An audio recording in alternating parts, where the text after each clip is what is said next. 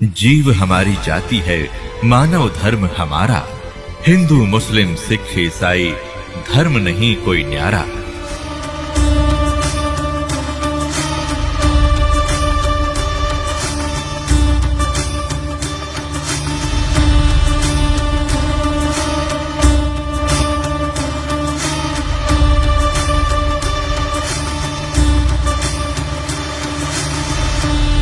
पुण्यात्माओं, आप जी ने अपनी आंखों पढ़ा मुसलमानों का ही लिखा हुआ हजरत मोहम्मद जी की जीवनी का इतिहास।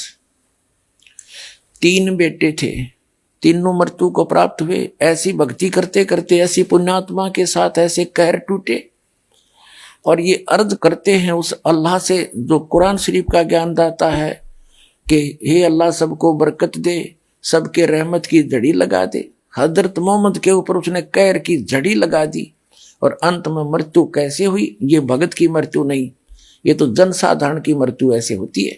अब पुण्यात्माओं, अब इस दास के प्रयत्न को ये ना समझना कि दास किसी की आलोचना करना चाहता है या किसी को हीन करना चाहता है या किसी के नबी पैगंबर देवता की कोई मान हानि करना चाहता है। दास ये चाहता है कि हजरत मोहम्मद 1 नंबर के पुण्यात्मा थे और ये फंस गए इस काल ब्रह्म के। इस काल ब्रह्म ने डरा धमका के इसको जो साधना बताई, 5 वक्त की नमाज, अजान जो परमात्मा को पुकारने का बंग बोलते हैं, 5 वक्त की नमाज और रोजे, ये 3 साधनाएं बताई और इनको डट कर करा करते थे वो। हजरत मोहम्मद जी जैसा ईमान अल्लाह पर कोई नहीं ला सकता। मुसलमान भाई जितना ईमान उन्होंने उस कुरान शरीफ के ज्ञान दाता को कंप्लीट गॉड मान के उन्होंने उसको उसके ऊपर ईमान लाया और उन जैसी भक्ति भी कोई नहीं कर सकता। उस इतनी साधना करने के बाद हजरत मोहम्मद जी को उसकी भक्ति का क्या बेनिफिट हुआ? एक तरफ तो कुरान शरीफ में कहा है कि वो अल्लाह ताला अल्लाह अकबर बड़ा मेहरबान है, बड़ा दयालु है, रहमत करता है, पापों को नाश करता है। वो बिल्कुल सही बोला है, वो तो सही है, वो तो ऐसा ही है। लेकिन हजरत मोहम्मद जी को उनकी रहमत नहीं मिली, उनका लाभ नहीं मिला। उसका कारण क्या रहा कि उस अल्लाह अकबर की way of worship, method of worship, पूजा का मार्ग, पूजा की विधि नहीं है। सूरत फुरकानी 25 आयत नंबर 52 से 59 में स्पष्ट कर दिया कुरान शरीफ के ज्ञानदाता ने कि वो अल्लाह अकबर तो वो है जिसने 6 दिन में सृष्टि रची, 7वें दिन तख्त पर जा बैठा है, वो है क्रिएटर।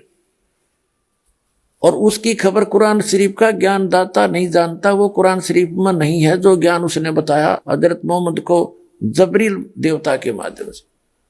उसने अपने सतर की विधि बताई है कि मेरे सतर की ये साधना है और इसकी साधना से पाप नाश नहीं हो सकते, जो कर्म में वही मिलेगा आपको, उसमें कोई परिवर्तन नहीं हो सकता।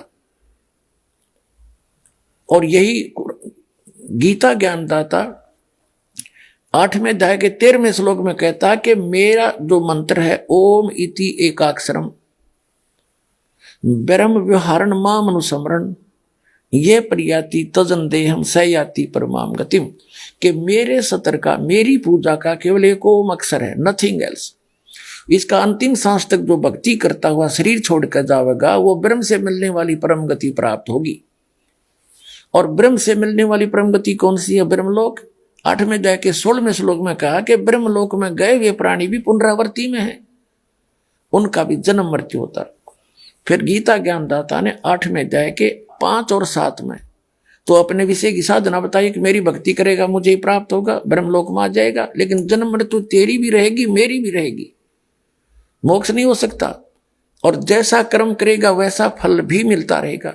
लेकिन 8वें अध्याय के प्रथम मंत्र में अर्जुन ने पूछा कि किम तत् ब्रह्म, उसका उत्तर दिया 8वें अध्याय के 3रे श्लोक में गीता में कि वो परम अक्षर ब्रह्म है।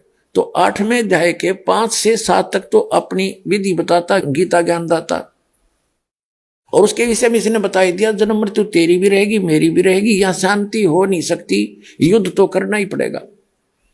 और युद्ध करना तो वहां शांति कहा। इसलिए 18वें अध्याय के 66वें श्लोक में कहा कि तू सर्वभाव से उस परमेश्वर की शरण में जा, उसकी कृपा से तू परम शांति को और सनातन परम धाम को प्राप्त होगा। मेरी शरण में रहेगा तो शांति नहीं हो सकती। यहाँ तो आपने दुख है भाग में तो दुख भी भोगने पड़ेंगे, और सुख है तो तेरे भाग का सुख भी मिलेगा। उसके लिए ऑप्शन छोड़ दिया है कि तत्वदर्शी संतों को पूछ, मैं नहीं जानता उसकी भक्ति विधि। 17वें अध्याय के 23वें श्लोक में गीता ज्ञानदाता ने उस परम अक्षर ब्रह्म सच्चिदानंद घन ब्रह्म, ब्रह्म ने माने सच्चिदानंद घन ब्रह्म की भक्ति का संकेत किया है कि उसके 3 मंत्र का जाप है। ओम तो सार्वजनिक कर दिया, वो तो उसका है ही, और तत् और सत वो सांकेतिक छोड़ दिए, उसको तत्वदर्शी संत बताएगा। तो वो दोनों कोड वर्ड जो है वो दास के पास है, वो कंप्लीट कोर्स है। तो उसकी भक्ति 8वें अध्याय के 8, 9, 10 श्लोक में बताया कि सच्चिदानंद घन ब्रह्म की भक्ति करेगा तो उसको प्राप्त होगा। 8वें अध्याय के 5 और 7 में कहा कि मेरी भक्ति करेगा तो मुझे प्राप्त होगा। ब्रह्म की साधना करने वाला ब्रह्मलोक में जाएगा। गीता अध्याय नंबर 8 के श्लोक नंबर 16 में स्पष्ट कर दिया है कि ब्रह्मलोक पर्यंत सभी पुनरावृत्ति के अंदर है। तो उसने स्पष्ट कर दिया है कि उस पूर्ण परमात्मा की साधना से मैं परिचित नहीं हूं, और मेरी भक्ति करेगा तो ऐसे ही कष्ट भी होंगे, तेरे भाग में सुख है तो सुख भी होगा, तो ये दोनों मिलते रहेंगे। और परम शांति चाहिए तो तुझे सब पापों का नाश चाहिए तो परम अक्षर ब्रह्म की शरण में चला जा। उसके लिए तत्वदर्शी संत की खोज कर ले। तो वो तत्वदर्शी संत ये दास रामपाल दास सतलोक आश्रम पर वाला जिला है, हिसार हरियाणा में भारत के अंदर है।